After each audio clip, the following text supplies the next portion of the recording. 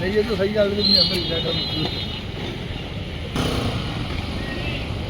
మన మచిలీపట్నం ప్రజలందరికీ గత 2 రోజుల నుంచి మీరు సోషల్ మీడియాలో కానీ న్యూస్ ఛానల్స్లో కానీ మా 27 డివిజన్ గురించి మీకు జనాలు అపోహలు సృష్టిస్తున్నారంటే మీకు జరిగింది వివరించాలని చెప్పేసి, ఎందుకంటే మా పార్టీకి మా నాయకులకి ఎవరికి చెడ్డ పేరు రాకూడదు అనే ఉద్దేశంతోనే ఈరోజు ప్రెస్ మీట్ పెట్టడం జరిగింది.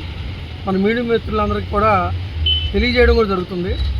ముఖ్యంగా 27 డివిజన్ అండి, ఇక్కడ పత్రవ వంతెన అని చెప్పేసి ఇప్పుడు రద్దీగా ఉండే సెంటర్ ఇది. ఇక్కడ గత కొంతకాలంగా కబ్జాల పర్వం స్టార్ట్ అయింది. అదైతే ఓకే, గత 30 ఏళ్ళ నుంచి కబ్జాలు జరిగింది కాదనట్లేదు. ఒక రూల్ ప్రకారం వెళ్ళడం కూడా జరిగింది. ఇది మీకు వివరంగా చెప్తున్నాను. ఇక్కడ పత్రవ వంతెన దగ్గర 3 బడ్డీ కొట్టెలు ఉండేయండి. ఇక్కడ పత్రవ వంతెన దగ్గర 3 బడ్డీ కొట్టెలు ఉండే. మొత్తం ఒకటి చైతన్య అని ఒక అతను ఉంది, నెక్స్ట్ గాలిబర్ అని ఒక అతను ఉంది, ఇంకో మెకానిక్ కాజా అని ముగ్గురిది, మొత్తం 3 అండి. ఇది ఒక సైట్ ఓనర్స్ ఒక 2 ఏళ్ల కిందట కొనుక్కున్నారు. కొనుక్కుని వాళ్ళు నా దగ్గర రావడం జరిగింది. దాంట్లో కొనుక్కున్న వాళ్ళు అతను ఇక్కడ కాదు, థాయిలాండ్ అతను. కానీ వాళ్ళ తాలూకా రిలేషన్ మా క్లాస్మేట్, నా క్లాస్మేట్ అనేక మేము కొనుక్కున్నాము. మరి ఇక్కడ మా స్థలం కూడా కొంచెం కబ్జా గురైందంటే ప్రెసిడెంట్ అయితే మనం ఏం చేయలేం, మీ సర్వే పెట్టుకోమంటాం. వాళ్ళు అప్పటి నుంచి కలెక్టర్ గారి దగ్గర తిరగటం, ప్లస్ మున్సిపల్ కమిషనర్ గారికి అర్జీ పెట్టుకోవడం అన్నీ జరిగిపోయినాయి. 2-3 ఏళ్ళు జరుగుతూనే ఉన్నాయి. సరే, అది వేరే విషయం అండి. అప్పుడు గాలిబ్ అనే ఒక బడ్డీ కొట్టి అతను తెలుగుదేశం కార్యకర్త, నేను అతను పిలిచి ఇలాగా ఈ వార్డు ఈ సందోటి గత 300 సంవత్సరాల చరిత్ర అండి ఇక్కడ ఆంజనేయ గుడి అనేది. పత్రపా ఆంజనేయ గుడి అంటే అందరికీ ఫేమస్. దాన్ని కూడా దారి మూసేశారండి. ఈ 3 బడ్డీ కొట్లు అనేది వెళ్ళే దారి కూడా మూసేశారు. అప్పుడు గాలిబ్ అనే ఒక అతను బడ్డీ కొత్తను పిలిపించి ఇలాగ అభివృద్ధి చేద్దాం అనుకున్నామే, మన 27 డివిజన్లో నువ్వు సపోర్ట్ చేయమంటే, అలాగే అన్నయ్య మన తెలుగుదేశం బలివాళ్ళే, మన అభివృద్ధి చెందాలి 27 డివిజన్లో అని చెప్పి వెంటనే ఖాళీ చేశాడండి. గాలిబ్ అనే అతను వెంటనే ఒక బడ్డీ కూడా ఖాళీ చేశాడు. ఇంకోటి ఆ చైతన్య అనే అతను బడ్డీ కొట్టు ఇక్కడ ఉండండి. అతను ఉండేది తాతరు కాలనీలో, అటు నేషనల్ కాలేజీ ఉంటాడు. కానీ బడ్డీ కొట్టు ఇక్కడదే.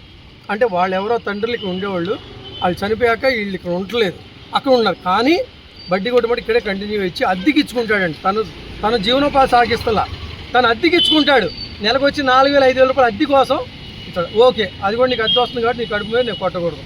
గత సంవత్సరంన్నర కిందట అది ఖాళీ అయిపోయిందండి. బడ్డీ కొట్టు కూడా ఖాళీ అయిపోయింది. ఎవ్వరూ ఉంటలా.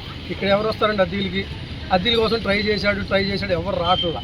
అలాంటిది సంవత్సరం నుంచి ఖాళీ ఉన్నది. నేను అతను కడుపు మీద కొడితే తప్పు, అతను కడుపు మీద మన కొట్టింది కాదు. అతను వ్యాపారం చేసే సంవత్సరం కూడా అతను ఉద్యోగం చేస్తుంటాడు, గవర్నమెంట్ హాస్పిటల్లో ఎక్కడ చేస్తూ ఉంటాడు. ఇక్కడ బడ్డీ కూడా అద్దెలు ఇచ్చుకుంటాడు. ఒక్కో సెంటర్లో ఒక చోట పెట్టుకుని అద్దెలు ఇచ్చుకుంటాడు. అలాంటి సంవత్సరం నుంచి ఖాళీగా ఉంది ఇక్కడ. నేను దాన్ని ఏంటంటే వీళ్ళు మళ్ళీ వస్తే నేను చెప్పాను, మళ్ళీ కలెక్టర్ గారి దగ్గరికి వెళ్ళాలి సార్, రూల్స్ ప్రకారం మాకైతే రవీంద్ర గారు చెప్పేశారు, ఇది కూడా పొలిటికల్ ఇన్వాల్వ్మెంట్ వద్దని చెప్పేసి వీళ్ళు కలెక్టర్ గారి దగ్గరికి వెళ్ళారు. మళ్ళీ సైట్ ఓనర్స్ కలెక్టర్ గారి దగ్గరికి వెళ్ళారు. ఆయన దగ్గరికి వెళ్ళి మీకోసమే పెట్టారు, ఆయన సైన్ చేశారు. మన కమిషనర్ గారికి దగ్గరికి వెళ్ళారు, వాళ్ళు సైన్ చేశారు. సైన్ చేస్తే వాళ్ళు ఏసీపీ గారి ద్వారా వాళ్ళు మూవ్ అయ్యారు తప్ప నాకు ఎటువంటి సంబంధం లేదు ఈ విషయంలో. మరి నేనేంటంటే వార్డు ఎప్పుడు 1-2 సంవత్సరాల కింద వార్డు అభివృద్ధి చేయాలి, ఈ ఆంజనేయ గుడి కోసం దారి తీయాలి, దీన్ని డెవలప్ చేయాలని చెప్పి ఉద్దేశంతో ఉన్నాను కాబట్టి అది నా మీద అపహరించారు అన్నమాట. ఇంకోటి ఇక్కడ మెయిన్ సైడ్ కాదా అని చెప్పి ఒక ఆయన ఉన్నాడు, ఇక్కడ మెకానిక్ కాదా. అతను ఏం చేస్తాడంటే ఇక సాయంత్రం ఒక బల్ల కూడా చూపించండి, సాయంత్రం రాత్రి 12 గంటల పురాణం కూర్చోబెట్టుకుంటాం, ఇక్కడే మందు తాగటం, ఇక్కడే గంజాయి తాగటం. నేను మొన్న కరెక్ట్గా 20 రోజుల కిందట ఇందూరు పోలీస్ స్టేషన్లో కంప్లైంట్ కూడా పెట్టానండి. ఈ లోపల షెడ్లో రేకులు కూడా తీసుకుని వెళ్ళిపోయి లోపల పేక, మందు, గంజాయి మొత్తం ఫోటోలు వీడియోలతో సహా తీశారండి. ఇందూరు పోలీస్ స్టేషన్ కేసు కూడా ఉంది 20 రోజుల కిందట.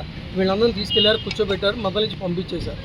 ఇలాగ రాత్రిపూట్ల ఇక్కడ అలాంటి కార్యక్రమాలు జరుగుతున్నాయి నా డివిజన్లో. మరి అలాంటి కార్యక్రమాలు జరుగుతుంటే నేను పట్టించుకోవాలి కదండి. రాత్రిపూట ఆడవాళ్ళు వెళ్తూ ఉంటారు. ఈ దేవుడు గుడి, పత్రపా ఆంజనేయ గుడి ఇది చరిత్ర కలిగిన గుడి. అలాంటి చోట ఇలాంటి కార్యక్రమాలు జరుగుతున్నాయి. మీరు